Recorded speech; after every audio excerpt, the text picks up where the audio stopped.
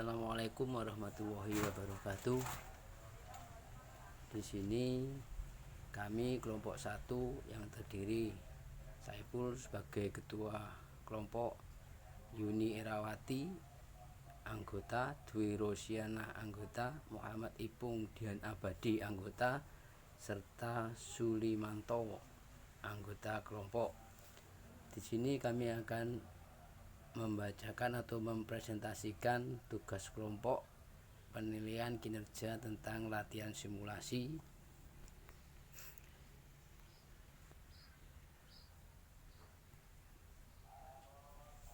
Yang pertama yaitu apa arti kinerja atau performance. Yang pertama yaitu Kamus Besar Bahasa Indonesia, sesuatu yang dicapai, kemampuan kerja, prestasi yang diperlihatkan. Webster Dictionary, the art of performing, execution, a thing performed, efficiency. Nielsen Dictionary, the carrying out and achievement, a not waiting action or feat. Manajemen kinerja, konsep manajemen kinerja perlu sedikit dijelaskan di depan karena penilaian kinerja adalah salah satu unsur penting dalam manajemen kerja. Sistem manajemen kinerja adalah proses formal yang terstruktur untuk mengukur, evaluasi, dan mempengaruhi sikap, perilaku, dan hasil kinerja para karyawan yang terkait dengan jabatan atau pekerjaan mereka, sesuai dengan Schuller dan Jackson 2006. Sistem manajemen kinerja membantu mengarahkan dan memotivasi para karyawan untuk memaksimalkan usaha mereka dalam mencapai tujuan organisasi. Manajemen kinerja adalah proses berorientasi tujuan yang diarahkan untuk memastikan bahwa proses-proses organisasi ada pada tempatnya guna memaksimalkan produktivitas para karyawan, tim, dan akhirnya organisasi itu sendiri. Menurut Monday 2008, ada 2 komponen manajemen kinerja menurut Schuller dan Jackson 2006, yaitu pengukuran dan umpan balik kinerja, komponen imbalan dari kompensasi total. Penilaian kinerja adalah proses yang dilakukan organisasi untuk mengevaluasi hasil kerja para karyawannya sesuai menurut Walter dan Davis 1996. Penilaian kinerja adalah sistem formal untuk meninjau dan mengevaluasi kinerja pada individu dan tim dalam menjalankan tugasnya. Penilaian kinerja melibatkan evaluasi kinerja yang didasarkan pada penilaian dan pendapat dari para bawahan, rekan kinerja, atasan, manajer lainnya, dan bahkan karyawan itu sendiri. Menurut Schuller and Jackson 2006. Penilaian kinerja adalah proses formal untuk mengevaluasi kinerja dan memberi umpan balik. Schermerhorn 1996. Penilaian kinerja berarti mengevaluasi kinerja karyawan saat ini dan atau di masa lalu relatif terhadap standar presentasinya. Manfaat penilaian kinerja menurut Waters and Davis 96. Pertama, perbaikan kinerja, penyesuaian kompensasi, penempatan karyawan, kebutuhan pelatihan dan pengembangan, perencanaan dan pengembangan karir, mendeteksi kelemahan proses atau staffing, mendeteksi ketidaktepatan informasi, mendeteksi kesalahan desain jabatan, menjamin kesempatan kerja yang setara, mendeteksi faktor eksternal yang mempengaruhi kinerja, memberikan umpan balik bagi Departemen Sumber Daya Manusia. Syarat penilaian kinerja. Suatu sistem penilaian kinerja harus mampu menggambarkan secara akurat kinerja yang tipikal dari seorang karyawan. Untuk itu, sistem penilaian kinerja harus job related, yaitu mengevaluasi berbagai perilaku kritikal yang dapat menghasilkan kinerja yang sukses. Praktis dapat dipahami dengan mudah oleh para evaluator dan karyawan. Terstandarisasi memungkinkan terwujudnya praktik penilaian kinerja yang seragam.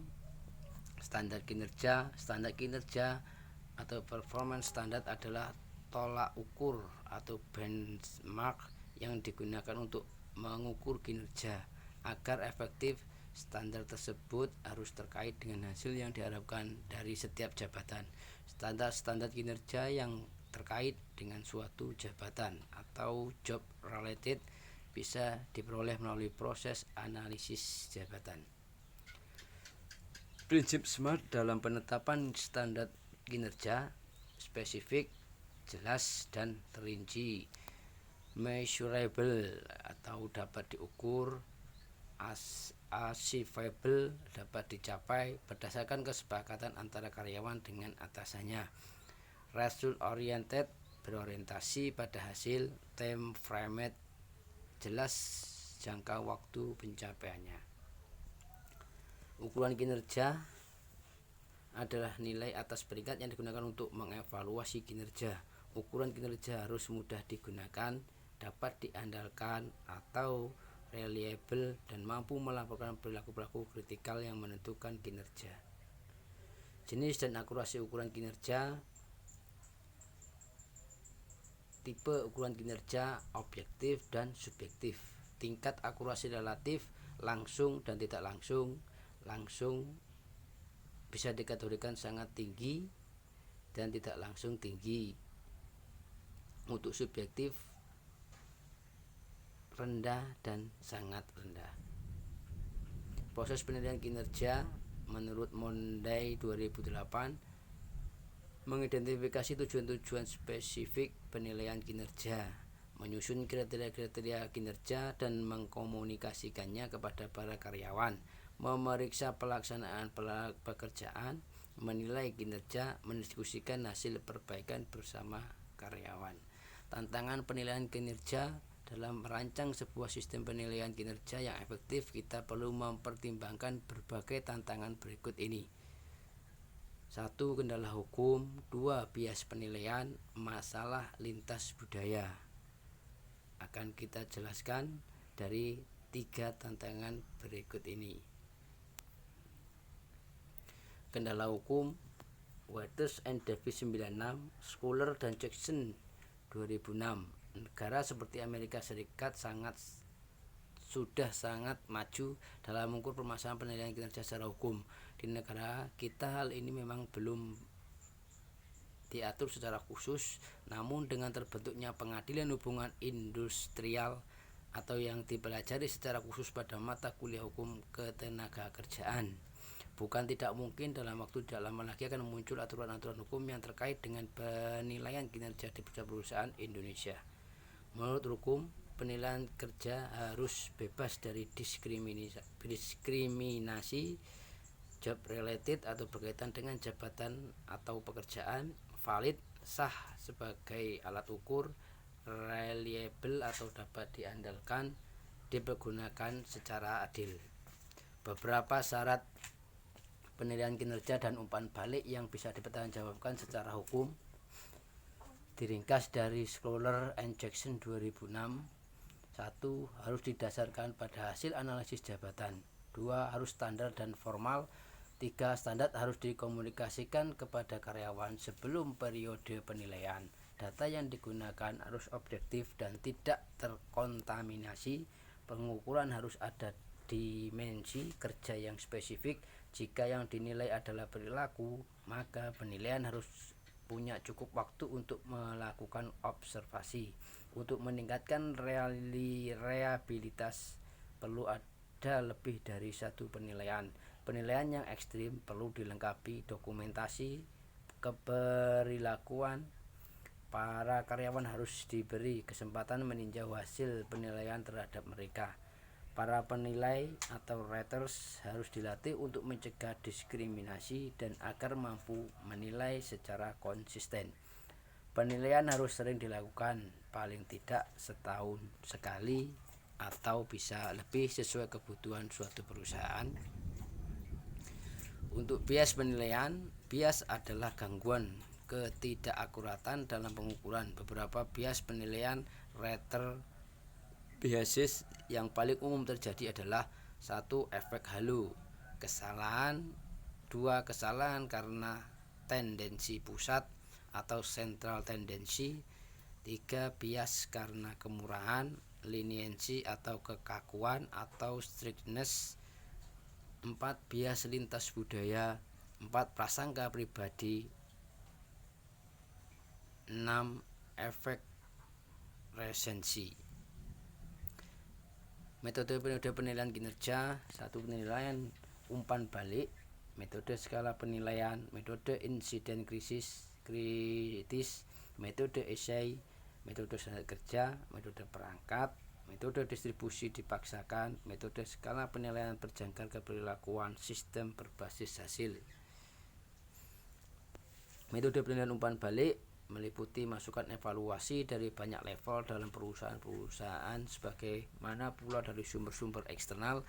Dalam metode ini, orang-orang di sekitar karyawan yang dinilai bisa memberikan nilai termasuk manajer senior, karyawan itu sendiri, atasan, bawahan, anggota tim, dan pelanggan internal atau eksternal. Metode skala penilaian atau rating scales method menilai para karyawan berdasarkan faktor-faktor yang telah ditetapkan para evaluator penilaian kerja pada sebuah skala yang meliputi beberapa kategori, biasanya dalam angka 5 sampai 7 yang didefinisikan dengan kata sifat seperti luar biasa, memenuhi harapan atau butuh perbaikan. Faktor-faktor yang dipilih untuk evaluasi biasanya ada 2 macam, yaitu faktor yang berhubungan dengan jabatan, yang kedua karakteristik pribadi. Contoh metode skala penilaian bisa dilihat pada lampiran 9.1. Metode insiden kritis, metode penilaian kinerja yang membutuhkan pemeliharaan dokumen-dokumen tertulis mengenai tindakan-tindakan karyawan yang sangat positif dan sangat negatif. Ketika tindakan tersebut yang disebut insiden kritis mempengaruhi efektivitas departemen secara signifikan, secara positif ataupun negatif. Manajer mencatatnya pada akhir periode penilaian menggunakan catatan-catatan tersebut bersama dengan data-data lainnya untuk mengevaluasi kinerja karyawan. Metode essay atau essay method, penilaian menulis narasi singkat yang menggambarkan kinerja karyawan. Metode ini cenderung berfokus pada perilaku ekstrim dalam pekerjaan karyawan, alih-alih kinerja rutin harian. Penilaian jenis ini sangat tergantung pada kemampuan si penilai dalam menulis. Metode standar kerja membandingkan kinerja setiap karyawan dengan standar yang telah ditetapkan atau tingkat output yang diharapkan. Standar-standar mencerminkan output normal dari seorang karyawan rata-rata yang bekerja dengan kecepatan normal. Metode untuk menentukan standar kerja, studi waktu, pengambilan sampel pekerjaan. Metode peringkat, penilai menempatkan seluruh karyawan dari sebuah kelompok dalam urutan kinerja keseluruhan. Sebagai contoh, karyawan terbaik dalam kelompok diberi peringkat tertinggi dan yang terburuk diberi peringkat terendah. Anda mengikuti prosedur ini hingga Anda memeringkat semua karyawan. Kesulitan timbul ketika semua orang bekerja pada tingkat yang sebanding, sebagaimana dipresentasikan oleh si evaluator. Metode distribusi dipaksakan mengharuskan penilaian untuk membagi orang-orang dalam sebuah kelompok kerja ke dalam sebuah kategori terbatas, mirip suatu distribusi frekuensi normal. Metode skala penilaian berjangkar keberlakuan menggabungkan unsur-unsur skala penilaian tradisional dengan metode insiden kritis. Berbagai tingkat kinerja ditunjukkan sepanjang sebuah skala yang masing-masing dideskripsikan menurut perilaku kerja spesifik seorang karyawan. Sistem berbasis hasil, di masa lalu merupakan suatu bentuk manajemen berdasarkan tujuan. Manajemen by objektif, manajer dan bawahan secara bersama-sama menyepakati tujuan-tujuan untuk periode penilaian berikutnya. Dalam sistem tersebut salah satu tujuannya misalkan saja adalah mengurangi limbah sebesar 10%. Pada akhir periode penilaian, sebuah evaluasi berfokus pada seberapa baik karyawan mencapai tujuan tersebut. Contoh simulasi penilaian kinerja pada salah satu perusahaan surat kabar yang turun penjualannya. Analisis atau permasalahan suatu perusahaan surat kabar yang mengalami penurunan penjualan. Hal ini dikarenakan adanya beberapa faktor, antara lain kurang efektif dan efisien di dalam meraih indikator-indikator kerja yang telah disepakati, baik dari cara pelayanan, kompetensi, dan lain-lain. Salah satu faktor tersebut diantaranya adalah 1. Bagian pemasaran. Permasalahan yang ditimbulkan bagian pemasaran kurang berbau dengan pembeli atau pelanggan, biasanya kurang efektifnya dalam berkomunikasi sehingga konsumen merasa tidak puas dengan pelayanan, atau terlambatnya pengiriman surat kabar tersebut ke tangan konsumen sehingga mengakibatkan pelanggan berpindah ke produk yang lain atau bisa beralih ke media massa elektronik. Akibatnya di dalam pencarian target pembeli, relasi ataupun link untuk pemasaran produk masih terbatas. Akibatnya penjualan surat kabar akan tersendat karena kurangnya target. Yang kedua, bagian distribusi sirkulasi. Permasalahan yang timbul terlambatnya proses pengiriman dan penyebaran produk sehingga surat kabar tidak tepat sampai ke tangan konsumen. Akibatnya konsumen akan pindah ke produk lainnya, apalagi kalau kita lihat produknya adalah surat kabar. Mekanisme penjualan surat kabar ini adalah bertempo singkat. Masa penjualannya hanya sehari, berbeda dengan majalah yang terbitannya seperminggu atau bahkan per bulan. Saat terlambatnya bagian distribusi sirkulasi, maka produk surat kabar tersebut akan kedaluarsa yang akhirnya akan menurunkan jumlah penjualan. Bagian cetak digital. Permasalahan yang ditimbulkan ada kesalahan teknis di bagian percetakan atau pencapaian jumlah produk tidak sesuai dengan target. Akibatnya jumlah produk yang akan dipasarkan berkurang. Solusi dari permasalahan: untuk bagian pemasaran harus lebih aktif di dalam pencapaian target penjualan, mencari link atau relasi baru sehingga penjualan surat kabar tetap berjalan. Di dalam surat kabar itu sendiri, para tenaga pemasar harus mendapatkan pelatihan dan pengembangan yang nantinya dapat meningkatkan potensi dirinya di dalam menarget pemasaran. Harapannya nanti bagi perusahaan, bagian pemasaran dapat lebih produktif di dalam mengefisienkan target penjualan serta kabar tersebut. Di antaranya untuk memperkokoh jaringan pemasaran sehingga menjadi pasar andalan.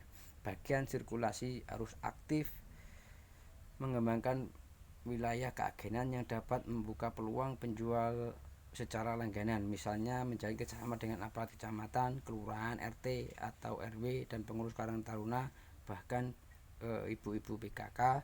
Pertimbangannya, mereka itu adalah lembaga-lembaga yang ada di tengah masyarakat dan berfungsi sebagai agen-agen pembaharuan. Memberi komisi, menjadikan mereka sebagai distributor dan sebagainya. Dalam upaya menaikkan langganan, unit kerja sirkulasi memprospek pelanggan koran atau majalah lain dengan menawarkan pelanggaran surat kabar atau majalah harga khusus, misalnya ada diskon. Penawarannya bisa dilakukan dengan pengiriman direct mail ke rumah pelanggan koran lain serta di tempat-tempat umum yang banyak dikunjungi orang. Bagian distribusi atau sirkulasi. Untuk mengantisipasi peluang keterlambatan proses pengiriman dan penyebaran surat kabar, bagian distribusi sirkulasi harus benar-benar memastikan setiap mekanisme produk tersebut, bagaimana surat kabar tersebut harus sudah sampai sebelum tepat waktu, dan juga pihak distribusi sirkulasi harus segera memonitor keberadaan surat kabar tersebut sehingga terdapat sebentar saja konsumen bisa berpindah sehingga jumlah penjualan surat kabar juga akan menurun. Untuk peningkatan produktivitas, bagian prinsip sirkulasi dapat dilakukan dengan pelatihan dan pengembangan permainan bisnis, sama halnya dengan bagian pemasaran. Yang harus diperhatikan diantaranya menyebarkan surat-surat kabar dengan sukses sampai ke tangan pelanggan dalam waktu yang tepat, menghindari keterlambatan atau kegagalan dalam penyebaran karena akan mengakibatkan pada langganan dapat membatalkan sebagai pelanggan dan pindah ke media lain. Sasaran utama diarahkan kepada pelanggan, penetrasi langganan langsung ke pasar dengan meningkatkan presentasi rumah atau rumah-rumah tangga langganan. Mengembangkan sistem pengirim atau penyebaran yang efektif dengan memastikan daerah-daerah lokasi pasar yang strategis. Menagih pembayaran dari pelanggan dengan cara dan waktu yang teratur. Bagian cetak digital perlu diperhatikan oleh bagi pemilik perusahaan tersebut agar karyawan sebaiknya diberikan pelatihan tentang membuat dan mendesain suatu blog atau web dari surat kabar tersebut, termasuk mendesain layout yang menarik sehingga menambah daya tarik masyarakat dan meningkatkan penjualan perusahaan. Di samping itu, pencetak digital pun harus mempersiapkan metode-metode baru. Intinya selalu up to date dan melakukan pengecekan alat untuk mencetak produk tersebut sudah aman atau belum. Hal ini dilakukan untuk menutup kemungkinan adanya kesalahan teknis. Untuk pembenahannya dapat dilakukan pelatihan dan pengembangan yang berupa pelatihan instruksi kerja. Kesimpulan dari tugas kelompok pada pertemuan hari ini yaitu bahwa setiap perusahaan guna meningkatkan hasil produktivitas secara peningkatan pendapatan wajib membuat struktur evaluasi pada setiap karyawan perusahaan secara berkala, baik dari segi SDM karyawan ataupun kinerja karyawan, sehingga jika terjadi penurunan baik dari segi produksi dan pendapatan akan segera cepat teratasi dan perusahaan akan semakin maju. Mungkin itu yang dapat kami sampaikan dari kelompok 1. Ada kurang lebihnya dalam penyampaian ini kami ucapkan beribu-ribu maaf dan terima kasih. Akhirul kalam, wassalamualaikum warahmatullahi wabarakatuh.